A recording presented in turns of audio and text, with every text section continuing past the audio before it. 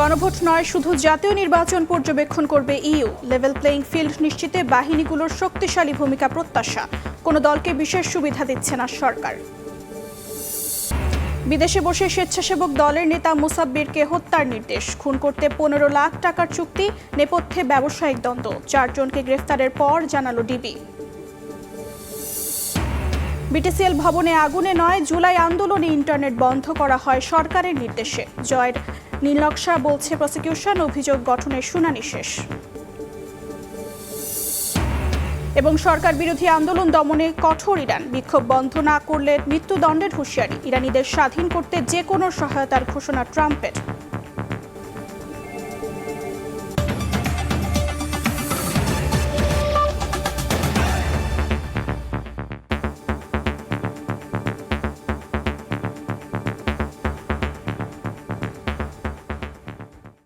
প্রবাসী সময়ের সঙ্গে আছি আমি অর্জিতা শেহজাদ। গণভোট নয়, শুধু জাতীয় নির্বাচন পর্যবেক্ষণ করবে ইইউ নির্বাচন পর্যবেক্ষণ দল। জনগণের আস্থা ও বিশ্বাস স্থাপন করাই নির্বাচনের বড় চ্যালেঞ্জ বলে মনে করছে দলটি। এদিকে প্রধান উপদেষ্টার সঙ্গে বৈঠকের পর পর্যবেক্ষণ দলটিকে আশ্বস্ত করে বলেছেন, নির্বাচনে লেভেল প্লেইং ফিল্ড রয়েছে, কোনো দলকে বিশেষ সুবিধা দিচ্ছে না সরকার। প্রধান নির্বাচন কমিশনারের পর রোববার যমুনায় প্রধান উপদেষ্টা ডক্টর মোহাম্মদ ইউনূসের সঙ্গে সাক্ষাৎ করলেন ইউরোপীয় ইউনিয়নের নির্বাচনী পর্যবেক্ষক দল। এ সময় ভোটের পরিবেশ নিয়ে হয় আলোচনা। রাজধানীর ফরেন সার্ভিস একাডেমিতে ব্রিফিংয়ে প্রেস সচিব শফিকুল আলম জানান, সাক্ষাৎকালে প্রধান উপদেষ্টা ইইউকে ভোট কেন্দ্রের নিরাপত্তা নিয়ে আশ্বস্ত করে বলেছেন, কোনো দল বাড়তি সুবিধা পাচ্ছে না। এখন পর্যন্ত নির্বাচনে লেভেল প্লেইং ফিল্ড রয়েছে। নির্বাচনের পরিবেশ নিয়ে ইইউ সন্তোষ প্রকাশ করেছে বলেও জানান শফিকুল আলম। আগের 3টি পার্লামেন্টারি ইলেকশন ক্রেডিবল হয়নি। ইন্টারিম গভর্নমেন্ট এবং ইলেকশন কমিশন পুরোপুরিভাবে প্রিপেয়ার্ড আছে ইলেকশন ও গণভোটের জন্য, যাতে এটা সুচারুভাবে সম্পন্ন হয়। চিফ অ্যাডভাইজার বলেছেন, লেভেল প্লেইং ফিল্ড প্রত্যেকটি রাজনৈতিক দলের জন্য সমান থাকবে। এদিকে রোববার দুপুরে রাজধানীর একটি হোটেলে সংবাদ সম্মেলনে ইইউ পর্যবেক্ষক দলের প্রধান বলেন, জনগণের মধ্যে বিশ্বাস এবং আস্থা স্থাপন বাংলাদেশের সুষ্ঠু নির্বাচন আয়োজনের বড় চ্যালেঞ্জ। লেভেল প্লেইং ফিল্ডের জন্য আইন শৃঙ্খলা বাহিনীর কার্যক্রম এবং মত প্রকাশের স্বাধীনতায় ভারসাম্য আনার পরামর্শ দেন তিনি। পর্যবেক্ষক দল নিরপেক্ষ নির্বাচনের জন্য ভোটের সন্তোষজনক হারের বিষয়টি গুরুত্ব দেবে বলেও জানানো হয় ব্রিফিংয়ে। Is to gain the trust and confidence of the citizens. On the one hand, to really have effective law enforcement agencies in place. On the other hand, of course, protecting also the free expression, free right of association. And in that sense, this is what we are going also to pay attention. Bangladesh is capable of having really credible participatory elections in order to move forward. গণভোট নয়, শুধুমাত্র জাতীয় নির্বাচন পর্যবেক্ষণ করবে ইউরোপীয় union. গণমাধ্যম ও সামাজিক মাধ্যমে ভুয়া তথ্য ও অপপ্রচার আলাদা করে পর্যবেক্ষণ করা হবে বলেও জানান পর্যবেক্ষক দলের প্রধান।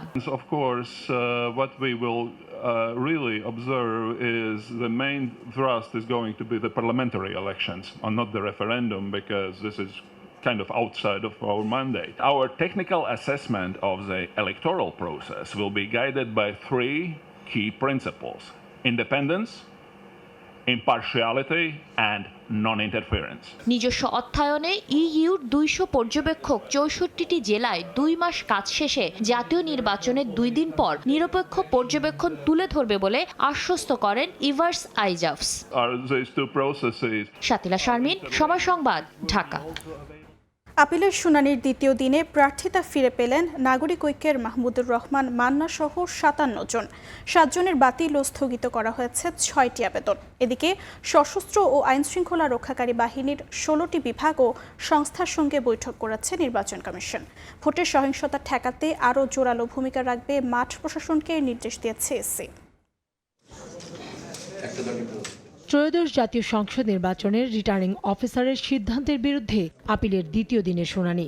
প্রথম দিনের একটি শহর রোববার শুনানিতে রাখা হয় 71টি আবেদন। বগুড়া 2 আসনের নাগরিক ঐক্যের মাহমুদুর রহমান মান্না সহ প্রার্থিতা ফিরে পান 58 জন। 7 জনের বাতিল ও স্থগিত করা হয় 6টি। নির্বাচন কমিশনার শুনানির পরে আমাদেরটি বৈধ ঘোষণা করেছে। আজকে আমার মনোনয়নটি মঞ্জুর হয়েছে। আমার আপিল শুনানিতে উভয় পক্ষই ছিলেন। বিএনপিকে একটা এক্সট্রা সাপোর্ট দেওয়ার জন্যই আমাদেরকে এইভাবে হয়রানি করা হচ্ছে। আজকে আল্লাহ রহমতে সেটা বৈধতা পেয়েছে। বেশিরভাগ ক্ষেত্রে এক পক্ষের শুনানি নিয়ে সিদ্ধান্ত নিতে হয়েছে ইসিকে। দলীয় প্রার্থীদের পক্ষে আইনজীবী হিসেবে শুনানিতে অংশ নিয়ে কমিশনের রায়ে সন্তোষ জানান জাতীয় পার্টির মহাসচিব শামীম হায়দার পাটোয়ারি। দেশে বর্তমানে আমরা বলবো কিছুটা বিএনপি জামাতের সরকার বিদ্যমান, কারণ তাদের লিস্ট অনুযায়ী প্রশাসন সাজানো হয়েছে। যাদের বিরুদ্ধে অভিযোগ আছে তাদেরকে ট্রান্সফার করা এবং লেভেল প্লেইং ফিল্ডের পরিবেশ সৃষ্টি করা। ষড়যন্ত্র করে জেতা যায় না, আর গণতন্ত্রের লড়াই তখন অন্তত এই ষড়যন্ত্র দীর্ঘস্থায়ী হতেই পারে না। ওনারা স্যাটিসফাইড হয়েছেন এবং আমাদের যে আপিল ওনারা মঞ্জুর করেছেন। রিটার্নিং অফিসার আসেননি এখানে, আমাদের তো দায়বদ্ধতা নেই।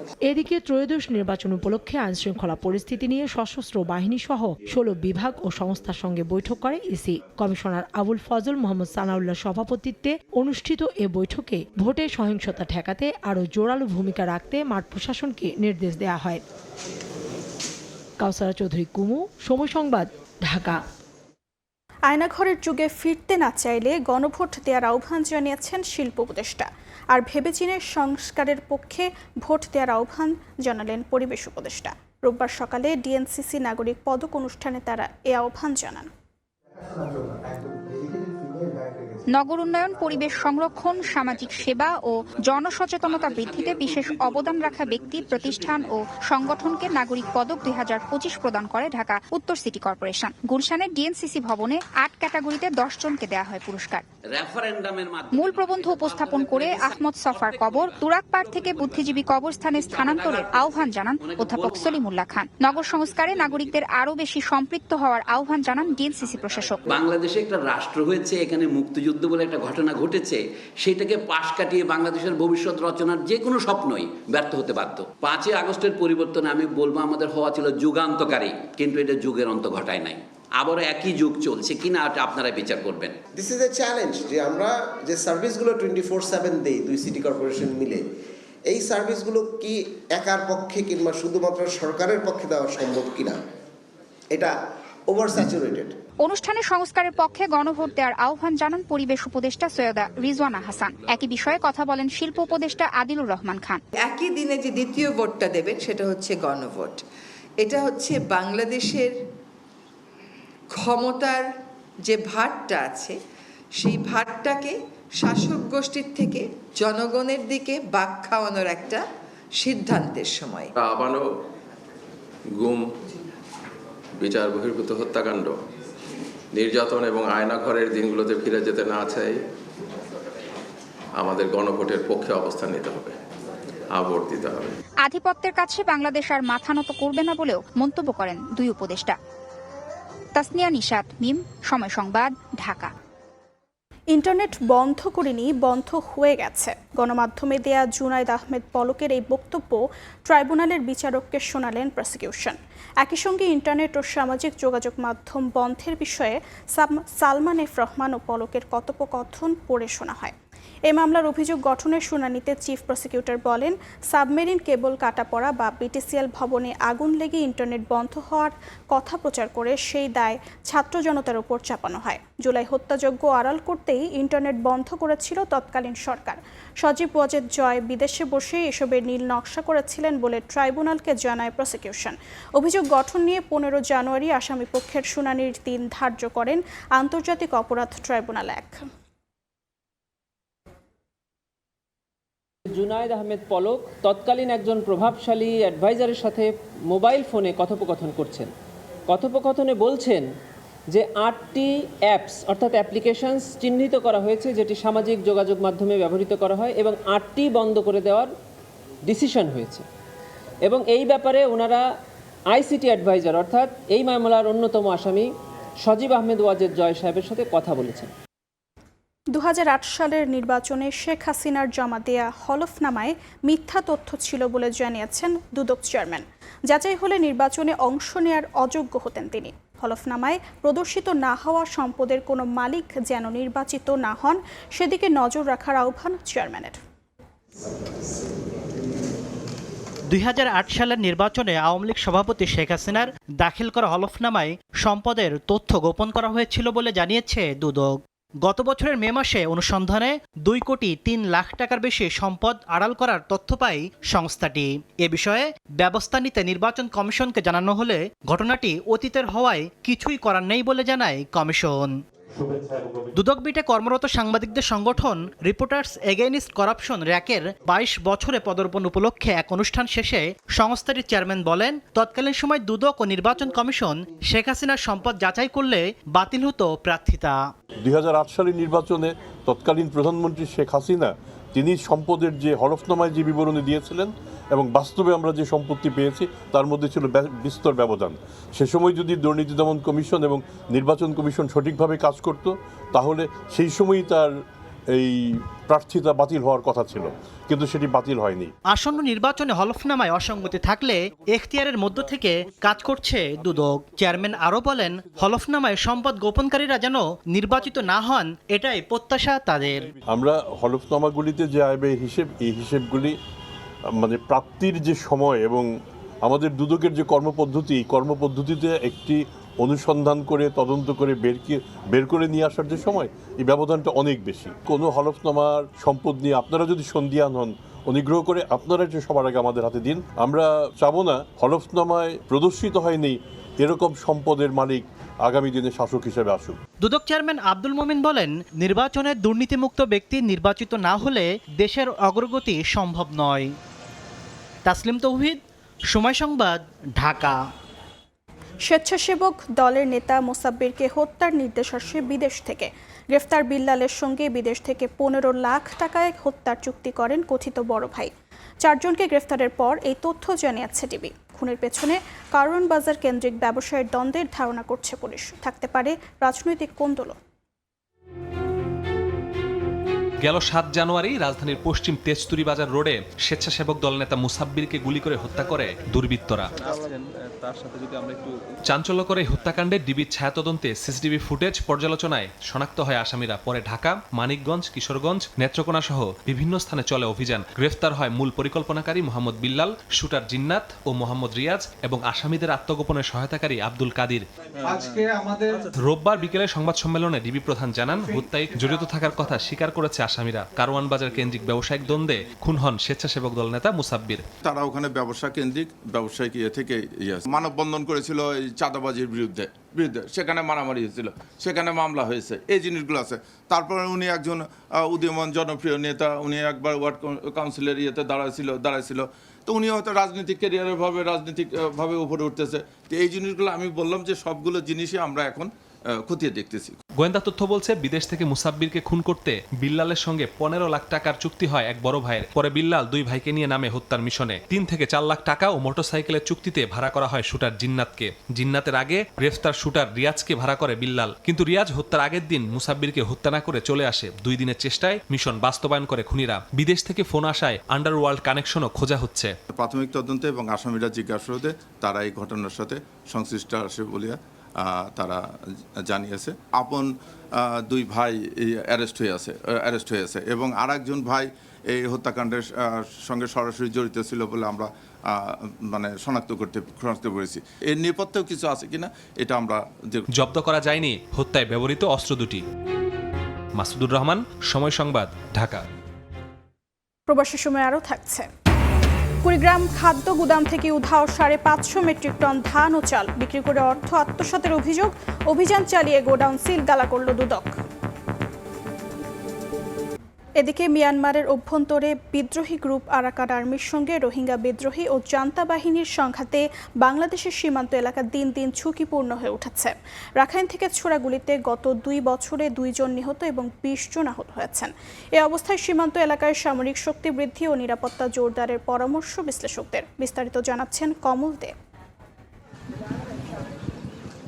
বাংলাদেশ সীমান্তবর্তী মিয়ানমারের রাখাইন রাজ্য বর্তমানে চরম উত্তপ্ত অবস্থায় রয়েছে।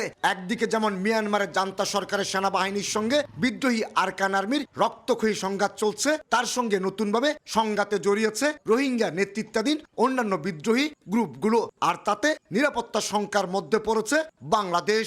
আরাকান আর্মি এবং রোহিঙ্গা যে বিদ্রোহী গোষ্ঠী আছে তাদের ভিতরেই সংঘাত চলছে, মধ্যখানে মিয়ানমার সেনাবাহিনীও সেখানে জড়িত। সো এটা স্পিল ওভার হওয়ার, অর্থাৎ আমাদের এখানেও এসে তারা যখন সংঘাতে এক পক্ষ টিকতে পারবে না, সেই পক্ষ আশ্রয়ের জন্য হয়তো বাংলাদেশে আশ্রয় নিতে চাইবে, সেখানে উপসর্গ যোগ হয়েছে, বাংলাদেশের জন্য ঝুঁকি তৈরি হয়েছে।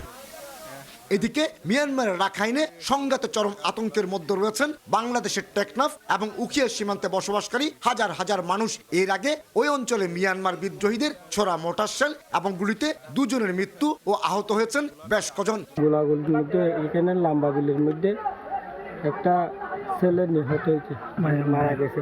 আর বেশি আতঙ্কের মাঝে আজ সারা লাইট ভোর গোলাগুলি চলে।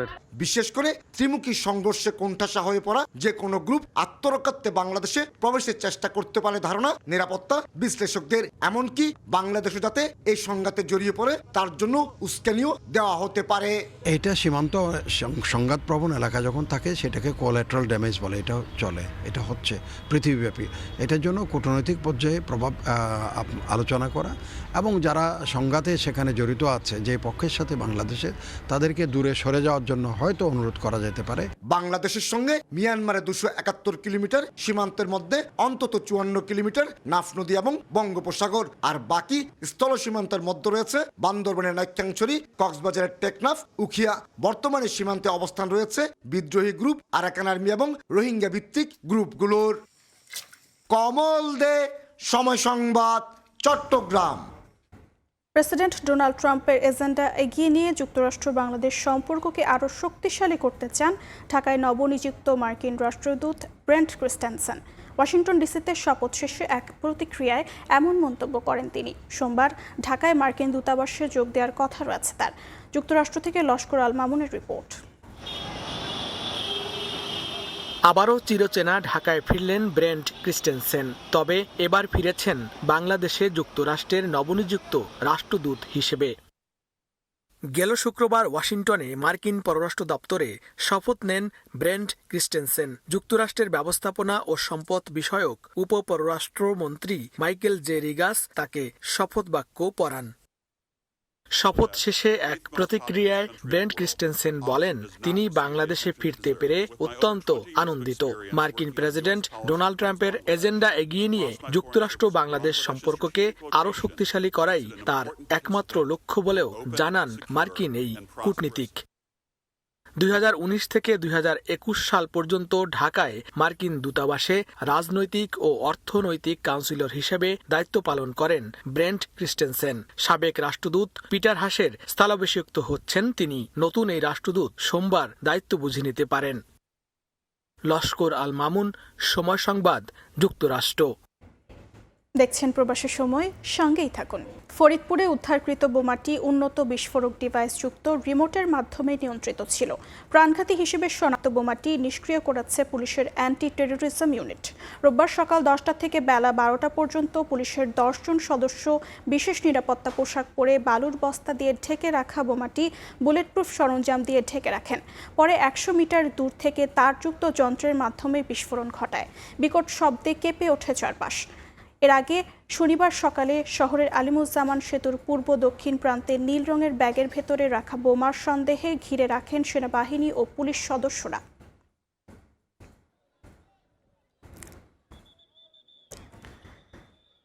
হাতবোমা ফাটিয়ে এলাকায় আতঙ্ক। মালয়েশিয়া প্রবাসীর ঘরের দরজা ভেঙে ভেতরে ঢোকে একদল দুর্বৃত্ত। বিষয়টি টের পেয়ে প্রতিরোধ করলে পালিয়ে যায় মুখোশধারী ডাকাত দল। মাদারীপুরের এ ঘটনার ভিডিও ভাইরাল হয়েছে সামাজিক যোগাযোগ মাধ্যমেও। দুর্বৃত্তদের চিহ্নিত করে আইনের আওতায় আনার আশ্বাস দিয়েছে পুলিশ।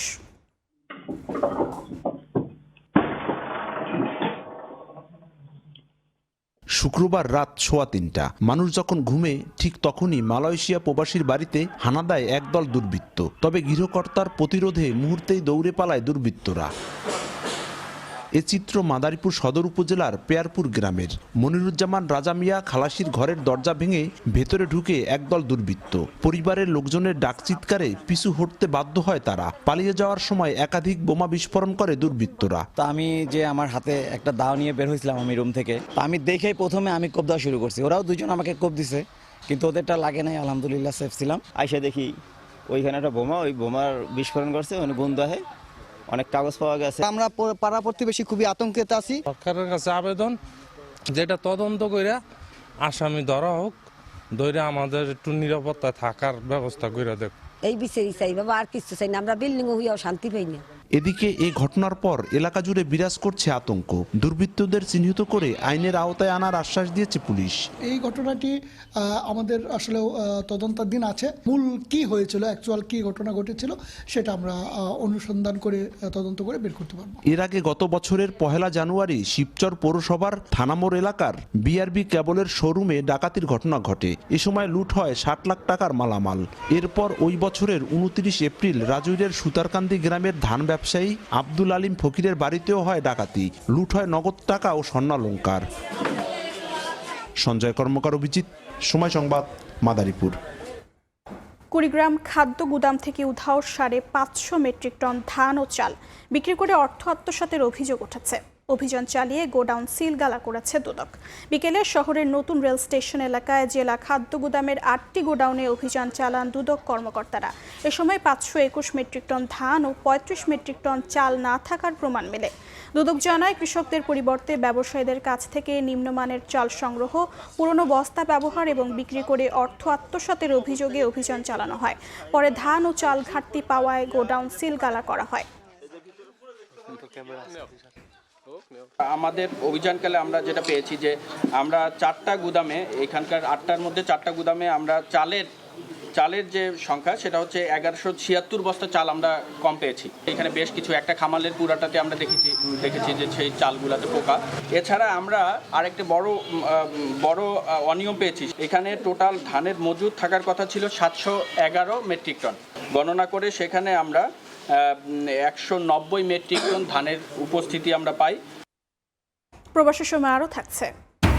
এবার তামিম ইকবালের বক্তব্যের বিরোধিতা আরেক বিসিবি পরিচালক আসিফ আকবরের। বললেন, ভারত সফর ও আইসিসি থেকে আয় নিয়ে তামিমের মন্তব্য সঠিক নয়।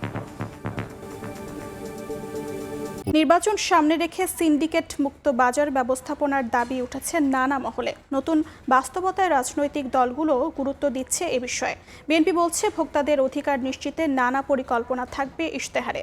যে কোনো পর্যায়ের দুর্নীতির বিরুদ্ধে জিরো টলারেন্স নীতির কথা বলছে জামায়াত। অন্যদিকে সিন্ডিকেট ভাঙতে মাঝারি পর্যায়ের ব্যবসায়ীদের সুবিধা বাড়ানোর পরিকল্পনা এনসিপির। হাসান ওয়ালির রিপোর্ট।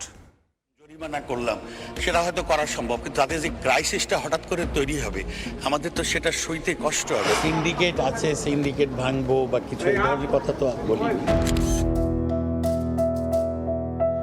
শক্তিশালী বাজার সিন্ডিকেটের কাছে কর্তা ব্যক্তিদের এমন অসহায়ত্বের দৃশ্য চিরচেনা।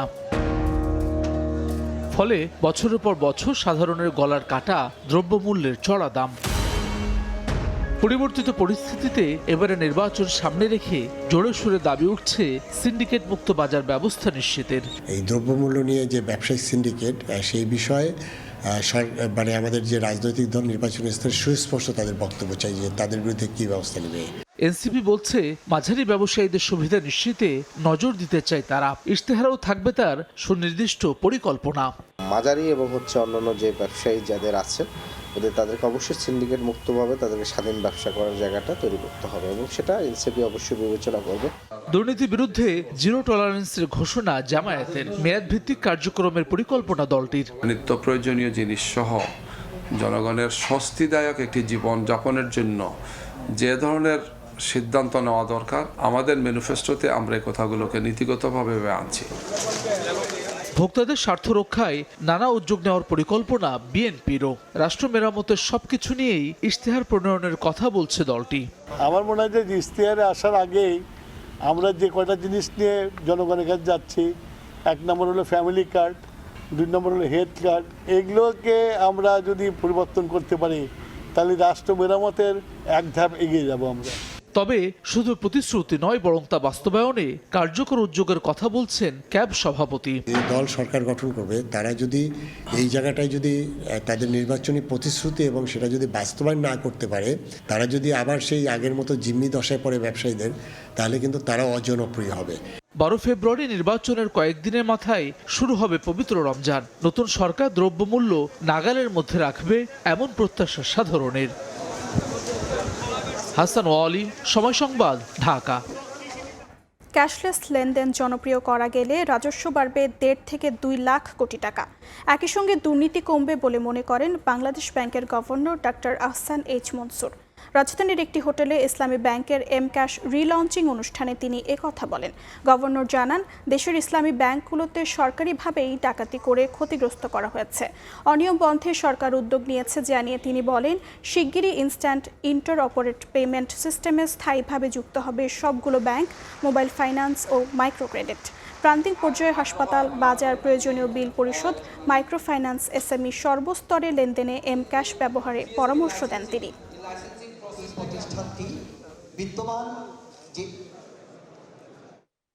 আমাদের হিসাবে ক্যাশলেস সোসাইটি হলে বাংলাদেশের করাপশন অনেক কমে যাবে এবং 1.5 থেকে 2 লক্ষ কোটি টাকার নতুন রাজস্ব আয় বৃদ্ধি পাবে।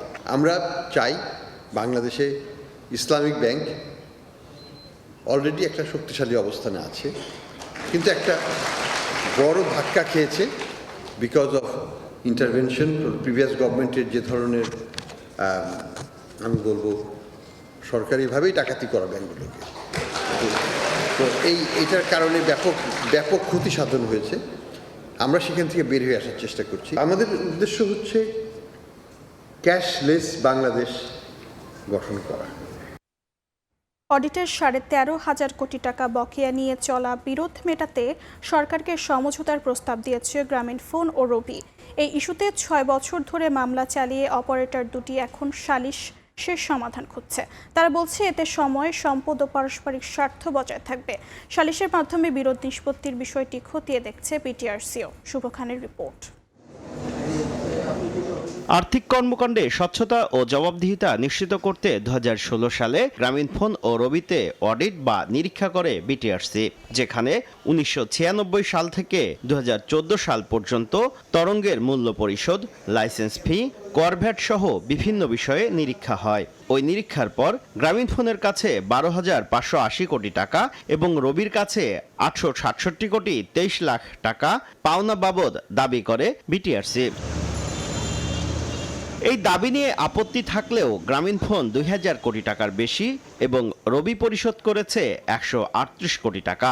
এর মধ্যে 2019 সালে বিটিআরসির পাওনা দাবির বিপরীতে আদালতে পৃথক মামলাও করে অপারেটর দুটি।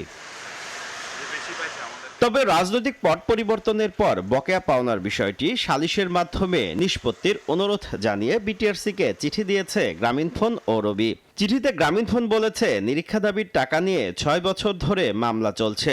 দীর্ঘ সময়, প্রক্রিয়া এবং কারিগরি জটিলতা বিবেচনায় তারা এখন বিষয়টি সালিশি পদ্ধতিতে নিষ্পত্তি চায়। পারস্পরিক স্বার্থ বজায় রাখতে মধ্যস্থতার প্রস্তাব দিয়েছে রবি।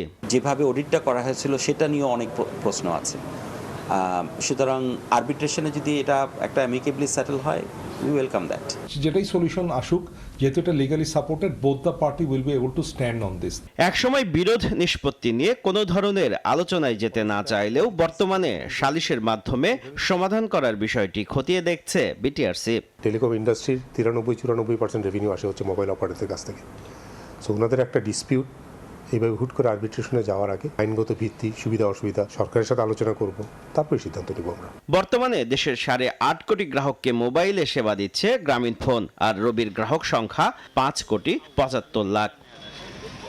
শুভ খান, সময় সংবাদ, ঢাকা।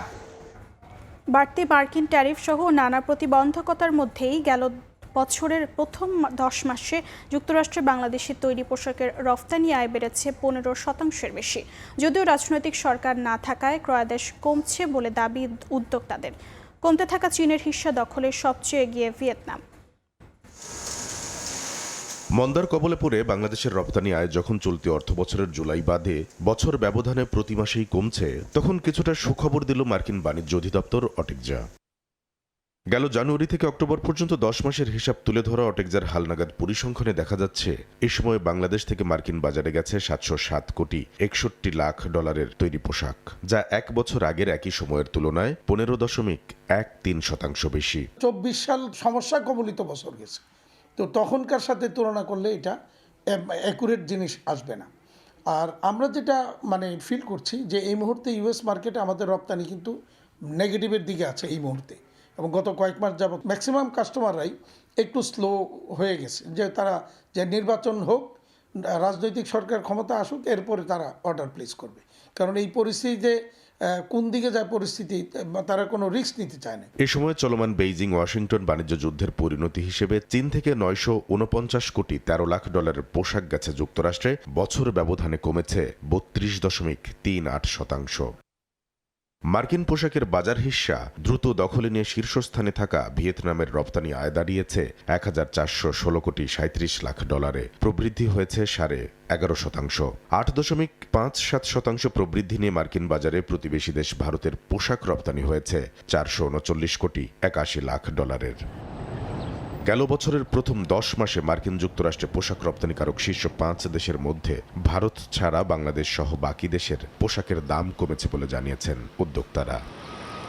কামরুল হাসান সবুজ, সময় সংবাদ, ঢাকা। পৌষের শেষ দিকে ঘন কুয়াশা আর মৃদু শৈত্যপ্রবাহে জবুথবু উত্তরাঞ্চল সহ দেশের বিভিন্ন জনপদ। এতে সাধারণ মানুষের পাশাপাশি বিপাকে নিম্ন আয়ের মানুষেরা। তীব্র শীতে ঠান্ডাজনিত নানা রোগে আক্রান্ত হচ্ছেন বয়স্ক ও শিশুরা। পৌষের শীতে বিপর্যস্ত প্রাণ প্রকৃতি, দেশের কয়েক জেলায় বইছে মৃদু শৈত্যপ্রবাহ। ঘন কুয়াশা আর হিমেল হাওয়ায় জবুথবু সব বয়সী মানুষ খড়কুটো জ্বালিয়ে শীত নিবারণের চেষ্টা করছেন অনেকে। উত্তরের জেলা পঞ্চগড়ে 3 দিন ধরে দেশের সর্বনিম্ন তাপমাত্রা রেকর্ড করা হয়েছে। জেলার উপর দিয়ে বইছে মৃদু থেকে মাঝারি শৈত্যপ্রবাহ। সর্বনিম্ন তাপমাত্রা রেকর্ড করা হয়েছে তেঁতুলিয়ায় 7.3 ডিগ্রি সেলসিয়াস। শীতের নাজেহাল উত্তরের জনপদ ঠাকুরগাঁও। দিনভর ঘন কুয়াশায় ঢাকা থাকছে পথঘাট। হিমবাতাস শীতের তীব্রতাকে আরও বাড়িয়েছে বহুগুণ। জীবিকার তাগিদে ঘর থেকে বের হলেও নিম্ন আয়ের মানুষদের মিলছে না কাজ। হাত পার অবস্থা খুবই খারাপ, এত শীতে আর আগের মতো এখনো পর্যন্ত ভাড়া নাই। তীব্র শীতে জ্বর, সর্দি সহ নানা রোগে আক্রান্ত হচ্ছেন বয়স্ক ও শিশুরা। ধারণ ক্ষমতার বেশি রোগী হাসপাতালগুলোতে। বমি করলো, সেই জন্য নিয়ে আসছি 5 দিন ধরে। বাচ্চার ডায়রিয়া হয়েছে, আমি 3 দিন যাবত এখানে আছি, তো আজকে মোটামুটি সুস্থ আছে। এদিকে তীব্র কুয়াশায় ফরিদপুরে ব্যাহত হচ্ছে পেঁয়াজের চাষাবাদ। এতে দুশ্চিন্তায় পড়েছেন কৃষকরা। তানজিল হাসনাত, সময় সংবাদ। শৈত্যপ্রবাহে ব্যাপক ক্ষতির মুখে পড়েছে ময়মনসিংহ বিভাগের বোরো বীজতলা। অনেক জায়গায় চারা পচে যাওয়ায় দিশেহারা কৃষক। এতে বোরো আবাদ ও উৎপাদনে লক্ষ্যমাত্রা অর্জন নিয়ে দেখা দিয়েছে সংশয়। যদিও এখনও ক্ষয়ক্ষতি নিরূপণের কাজ শুরু করেনি কৃষি বিভাগ, তবে ক্ষতি বেশি হলে প্রণোদনা দেওয়ার বিষয়টি বিবেচনার কথা বলছে কর্তৃপক্ষ। গগন পণ্ডিতের ছবিতে ওবায়দুল হকের রিপোর্ট। ভোরের আলো ফুটতেই চারপাশ ঢেকে যায় ঘন কুয়াশায়। তাপমাত্রা নেমে আসে স্বাভাবিকের চেয়েও অনেক নিচে। এই প্রতিকূল আবহাওয়ায় বোরো ধানের বীজতলায় দেখা দিয়েছে পচন। হলদে হয়ে যাচ্ছে চারাগাছ, ছত্রাকের আক্রমণ বাড়ায় শুকিয়ে মারা যাচ্ছে বীজতলা। আগাম ব্রি ধান ও ব্রি 28 প্রজাতির ধানের বীজতলার ক্ষতি তুলনামূলক কম হলেও হাইব্রিড ধানের বীজতলা ব্যাপক ক্ষতির মুখে পড়েছে ময়মনসিংহের সব উপজেলাতেই। টানা শৈত্যপ্রবাহে বীজতলার এমন ক্ষতচিহ্ন দেখে তাই চিন্তার ভাঁজ ময়মনসিংহের ফুলবাড়িয়া উপজেলার কুশমাইল চর রাধাকানাই এলাকার কৃষক গোলাম মোস্তফার কপালে। আমাদের এখন রোয়ার সময় হয়েছে, অথচ জ্বালা এখনো ওই মাটি থেকে অঙ্কন উপর দিকে ওঠে নাই। জ্বালা পচে মুচে সব নষ্ট হয়ে গেছে। সরকারের মাধ্যমে যদি কোনো সুযোগ সুবিধা আমাদের করে দিতেন, তাহলে আমরা বোরোর ফসলটা ঠিকমতো করতে পারবো। কৃষি বিভাগের দেয়া তথ্য মতে ময়মনসিংহ বিভাগের 4 জেলায় বোরো বীজতলার লক্ষ্যমাত্রা 30,689 হেক্টর হলেও তৈরি হয়েছে 32,831 হেক্টর। লক্ষ্যমাত্রার চেয়ে বীজতলা বেশি তৈরি হওয়ায় এই ক্ষতি খুব একটা প্রভাব পড়বে না বলে দাবি কৃষি বিভাগের। আমাদের অর্জিত বীজতলা চাহিদা লক্ষ্যমাত্রার চেয়ে বেশি আছে, সুতরাং কোনো সমস্যা হবে না। এবছর বিভাগের 4 জেলায় বোরো আবাদের লক্ষ্যমাত্রা ধরা হয়েছে 6,68,872 হেক্টর জমিতে। ওবায়দুল হক, সময় সংবাদ, ময়মনসিংহ। লবণ আমদানি বন্ধ এবং ন্যায্য মূল্য নিশ্চিতের দাবিতে কক্সবাজারে মানববন্ধন ও বিক্ষোভ সমাবেশ করেছেন লবণ চাষী, শ্রমিক ও ছাত্র জনতা। রোববার বিকেলে সদরের মহেশখালীতে এ বিক্ষোভ সমাবেশ হয়। এ সময় বক্তারা বলেন, অব্যাহত লবণ আমদানির কারণে দেশীয় লবণ শিল্প মারাত্মক হুমকির মুখে পড়েছে। এতে প্রান্তিক লবণ চাষিরা ক্ষতিগ্রস্ত হচ্ছেন। অবিলম্বে লবণ আমদানি বন্ধ করে দেশীয় লবণ শিল্প রক্ষায় কার্যকর ও বাস্তবসম্মত পদক্ষেপ গ্রহণের জন্য সরকারের প্রতি দাবি জানান তারা। অস্ট্রেলিয়ার দক্ষিণ পূর্বাঞ্চল জুড়ে ছড়িয়ে পড়া দাবানলে একজন নিহত হয়েছেন। পুড়ে গেছে প্রায় 300 বাড়ি ও স্থাপনা। অন্তত 32টি আলাদা দাবানলে 3,80,000 হেক্টর বনভূমি পুড়ে গেছে। অস্ট্রেলিয়া থেকে SM আমিনুল রুবেলের রিপোর্ট।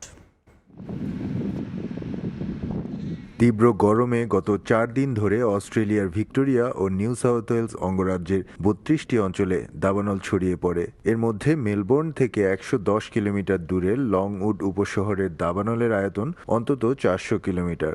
দাবানলে 3,50,000 হেক্টর এলাকা পুড়ে ছাই হয়ে গেছে। গবাদি পশুর খামারের জন্য বিখ্যাত এ অঞ্চলে লক্ষ লক্ষ গবাদি পশু ও বন্যপ্রাণী মারা গেছে। পরিস্থিতি বিবেচনায় ভিক্টোরিয়ায় জরুরি অবস্থা ঘোষণা করা হয়েছে। আগুন নিয়ন্ত্রণে আনতে দিনরাত কাজ করে যাচ্ছেন 1,500 দমকল কর্মী এবং 70টিরও বেশি বিমান। এর মধ্যেই বনাঞ্চলের কাছাকাছি কয়েকটি উপশহর আগুনে পুড়ে নিশ্চিহ্ন হয়ে গেছে। অগ্রিম সতর্কতা সত্ত্বেও প্রবল দমকা হাওয়ায় দ্রুত আগুন লোকালয়ে ঢুকে পড়ায় অনেকেই আশ্রয় কেন্দ্রে যাওয়ার সুযোগ পাননি। দাবানল দ্রুত ছড়িয়ে পড়ায় নতুন করে 12টি লোকালয়ের বাসিন্দাদের নিজ নিজ ঘরবাড়ি ছেড়ে নিরাপদ আশ্রয়ে চলে যেতে বলা হয়েছে। এখনও 38,000 ঘরবাড়ি বিদ্যুৎ বিচ্ছিন্ন অবস্থায় রয়েছে। যোগাযোগ ব্যবস্থা ভেঙে পড়ায় প্রত্যন্ত অঞ্চলে খাদ্য সংকট দেখা দিয়েছে। কর্তৃপক্ষ আশঙ্কা করছে যে তীব্র গরম ও শুষ্ক আবহাওয়ার কারণে আগুন কয়েক সপ্তাহ ধরে চলতে পারে। দাবানলে ক্ষতিগ্রস্তদের জন্য $1,95,00,000 আর্থিক সহায়তা ঘোষণা দিয়েছে অস্ট্রেলিয়া সরকার। SM আমিনুল রুবেল, সময় সংবাদ, অস্ট্রেলিয়া। 2026 সালের হজ সামনে রেখে ওমরা যাত্রীদের জন্য চূড়ান্ত সময়সীমা ঘোষণা করেছে সৌদি আরব। রিয়াদ কর্তৃপক্ষ জানিয়েছে, আগামী 19 মার্চ 2026 পর্যন্ত ওমরা ভিসা ইস্যু করা হবে। ওমরা পালনকারীদের 2 এপ্রিলের মধ্যে প্রবেশ করতে হবে সৌদি আরবে। আরিফুর রহমানের রিপোর্ট। মুসলিম বিশ্বের সবচেয়ে বড় ধর্মীয় উৎসব পবিত্র হজ মৌসুমকে সামনে রেখে 2026 সালের ওমরা যাত্রার চূড়ান্ত সময়সীমা ঘোষণা করেছে সৌদি আরব। সৌদি কর্তৃপক্ষ জানিয়েছে, আগামী 19 মার্চ 2026 পর্যন্ত ওমরাহ ভিসা ইস্যু করা হবে। নতুন নির্দেশনা অনুযায়ী ওমরা পালনকারীদের 2 এপ্রিলের মধ্যে সৌদি আরবে প্রবেশ করতে হবে। একই সঙ্গে 18 এপ্রিলের মধ্যে সৌদি আরব ত্যাগ করা বাধ্যতামূলক করা হয়েছে। নির্ধারিত সময়ের বাইরে অবস্থান বা ভিসার মেয়াদ বাড়ানোর কোনো সুযোগ থাকবে না।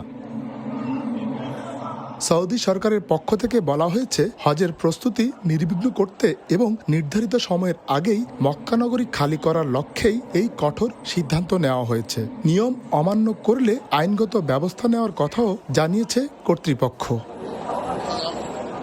হজ মৌসুম শেষ হওয়ার পর আগামী জুন মাসের মাঝামাঝি সময়ে নতুন করে ওমরা মৌসুম শুরু হতে পারে বলে ধারণা করা হচ্ছে। এদিকে ওমরা করতে আগ্রহী মুসল্লিদের নির্ধারিত সময়সূচি মেনে আগেভাগে ভ্রমণ পরিকল্পনা করার আহ্বান জানিয়েছে সংশ্লিষ্ট কর্তৃপক্ষ। আরিফুর রহমান, সময় সংবাদ, সৌদি আরব। সাবেক প্রধানমন্ত্রী বেগম খালেদা জিয়ার মৃত্যুতে বিএনপির কুয়েত শাখার আয়োজনে শোকসভা ও দোয়া মাহফিল অনুষ্ঠিত হয়েছে। অনুষ্ঠানে সভাপতিত্ব করেন সাবেক সহসভাপতি মোহাম্মদ মাইন উদ্দিন। অনুষ্ঠানে বেগম খালেদা জিয়ার রাজনৈতিক আদর্শ নিয়ে বক্তব্য রাখেন বিএনপি কুয়েত শাখার নেতাকর্মীরা। এ সময় বেগম জিয়ার আদর্শ মানুষের হৃদয়ে যুগ যুগ ধরে বেঁচে থাকবে বলে আশাবাদ ব্যক্ত করেন তারা। সাবেক প্রধানমন্ত্রী বেগম খালেদা জিয়ার বিদেহী আত্মার মাগফিরাত কামনায় কুয়ালালামপুরে দোয়া মিলাদ ও আলোচনার সভা করেছে বিএনপির মালয়েশিয়ার শাখা যুবদল।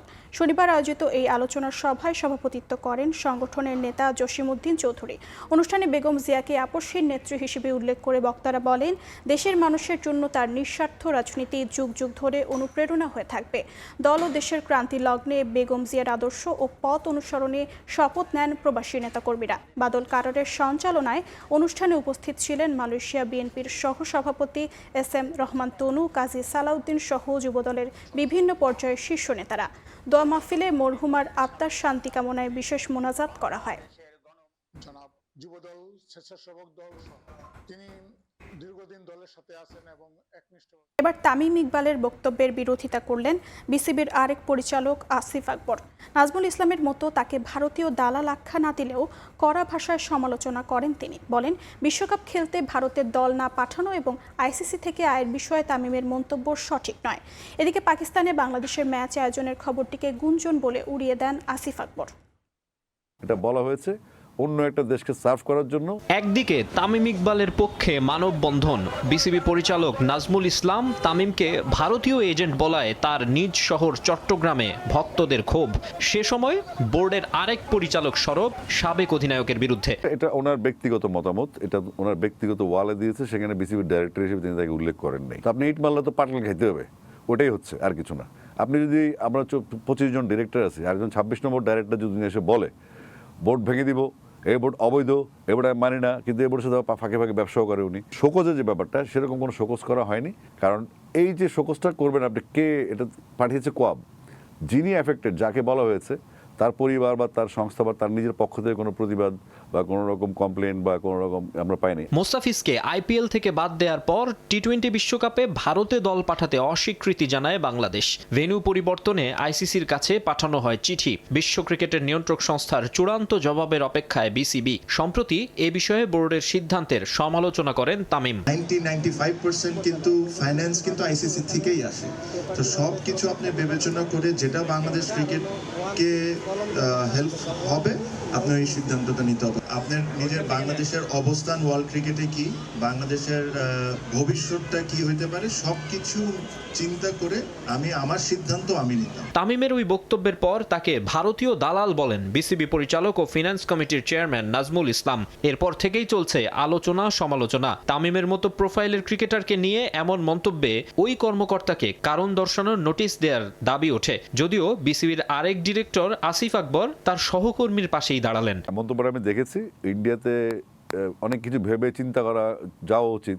তো এই চিন্তাটা এক ধরনের, আমি বলবো যে এটা বাংলাদেশের বর্তমান পার্সপেক্টিভের সাথে এই মানসিকতা যায় না।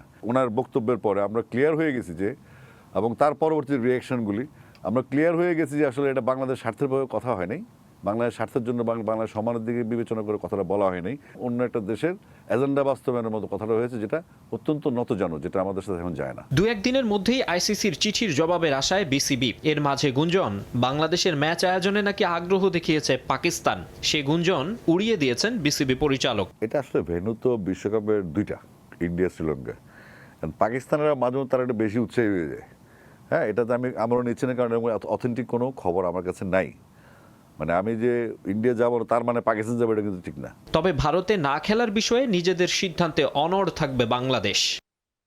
মাকসুম আলম খান, সময় সংবাদ, ঢাকা। এই পর্যায়ে শীর্ষ সংবাদগুলো জানিয়ে দিচ্ছি আরেকবার। গণভোট নয়, শুধু জাতীয় নির্বাচন পর্যবেক্ষণ করবে ইইউ। লেভেল প্লেইং ফিল্ড নিশ্চিতে বাহিনীগুলোর শক্তিশালী ভূমিকা প্রত্যাশা। কোনো দলকে বিশেষ সুবিধা দিচ্ছে না সরকার। এবং বিদেশে বসে স্বেচ্ছাসেবক দলের নেতা মোসাব্বিরকে হত্যার নির্দেশ। খুন করতে 15 লাখ টাকার চুক্তি, নেপথ্যে ব্যবসায়িক দ্বন্দ্ব। 4 জনকে গ্রেফতারের পর জানালো ডিবি।